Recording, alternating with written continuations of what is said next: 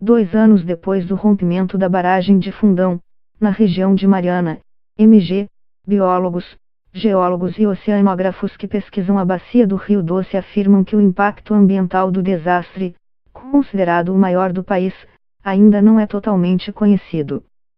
Em 5 de novembro de 2015, 34 milhões de metros cúbicos de rejeito de minério de ferro jorraram do complexo de mineração operado pela Samarco e percorreram 55 quilômetros do rio Gualacho do Norte e outros 22 quilômetros do rio do Carmo até Desaguarim no Rio Doce. No total, a lama percorreu 663 quilômetros até encontrar o mar, no município de Regência, ES.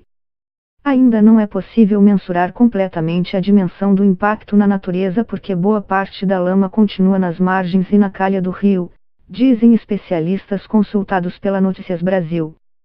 E, ainda, parte dos rejeitos que chegou ao oceano continua sendo carregado pelas correntes marinhas. Também não há ainda análises definitivas do monitoramento que vem sendo feito dos peixes e animais que voltaram a aparecer nos últimos 2 anos. Não há dados seguros, por exemplo, que apontem se eles estão contaminados ou se são apropriados para consumo.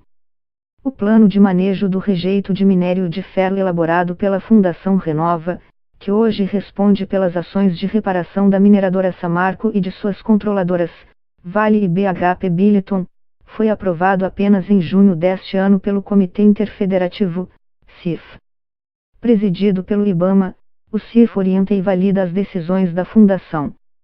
O projeto dividiu a área afetada em 17 trechos, que terão soluções diferentes, estudadas caso a caso. Em algumas regiões o rejeito será de fato removido, em outros, serão feitas intervenções corretivas e ele ficará onde está. Nas áreas agricultáveis dos primeiros 60 quilômetros do percurso, por exemplo, a lama será aterrada e coberta por uma camada de areia, onde os produtores poderão voltar a cultivar. Essa é a parte mais otimista da coisa, diz o professor do Departamento de Engenharia Agrônoma da Universidade Federal de Viçosa, UFV, Carlos Aifer, cuja pesquisa se concentra nas estratégias para a recuperação ambiental do solo dessa região. Ele estima que em aproximadamente 5 anos as áreas ribeirinhas do primeiro trecho atingido estarão restabelecidas.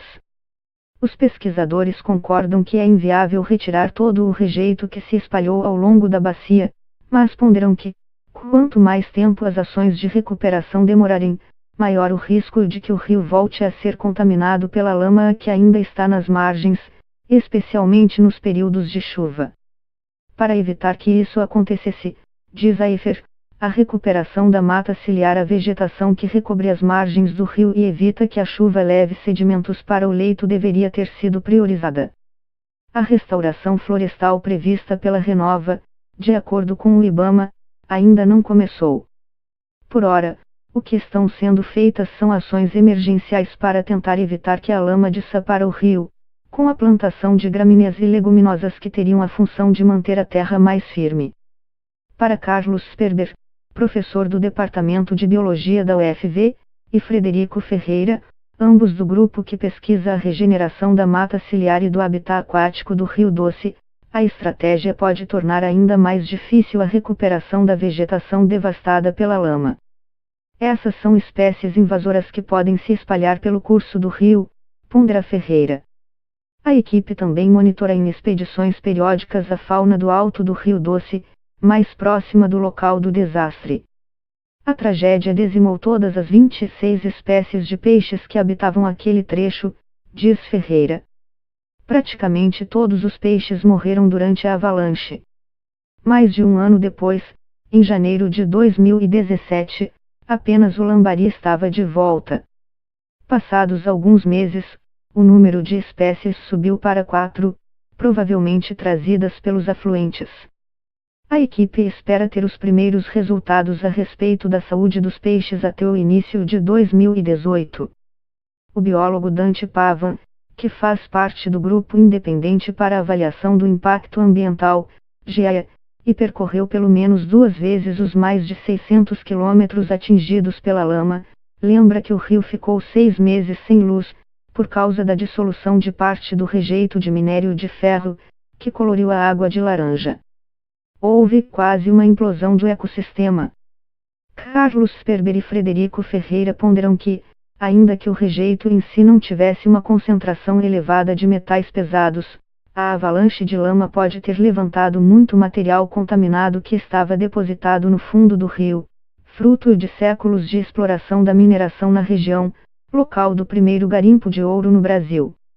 Essa é uma das hipóteses levantadas para explicar a contaminação por arsênio, chumbo e cádmio de camarões e peixes na foz do Rio Doce observada pelo Instituto Chico Mendes de Conservação da Biodiversidade, ICMBio, e divulgada pelo Ministério Público Federal em abril do ano passado. O impacto do desastre no ambiente marinho também não é totalmente conhecido, diz o geólogo Alex Cardoso Bastos, do Departamento de Oceanografia da Universidade Federal do Espírito Santo, UFES. Isso porque a chamada pluma do rejeito, os sedimentos trazidos pelo rio, continua em movimento. Parte da lama, ele diz, se depositou na região da foz, criando uma camada de 3 ou 4 centímetros de material no fundo.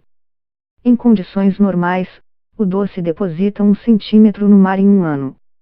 Outra parte, muito fina, ficou em suspensão na água, está sendo carregada pelas correntes marinhas e pode chegar a regiões de ecossistemas frágeis, como os corais.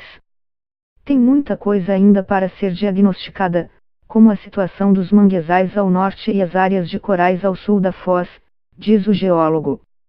Nesse sentido, ele destaca o estudo divulgado recentemente que mostrou a presença de micropartículas de ferro no arquipélago de Abrolhos, habitat das baleias jubarte que chegam ao Brasil, no sul da Bahia.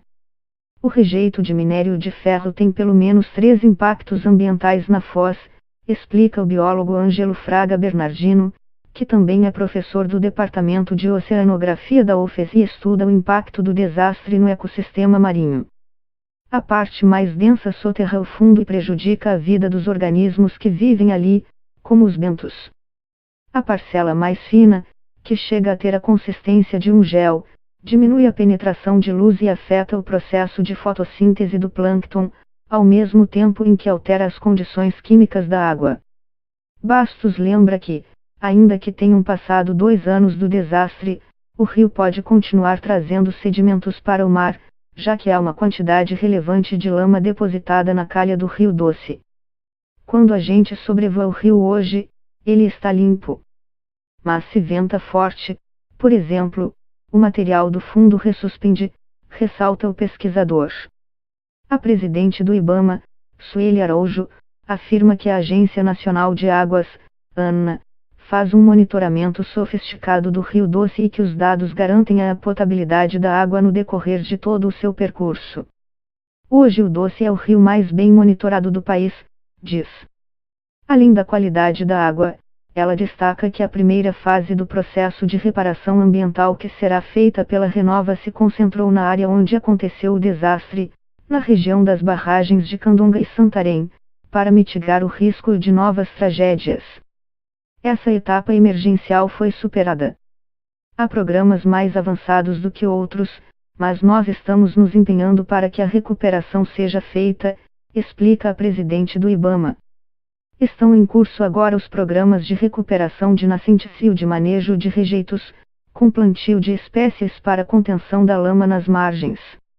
O horizonte de recuperação florestal, ela diz, é de 1 década.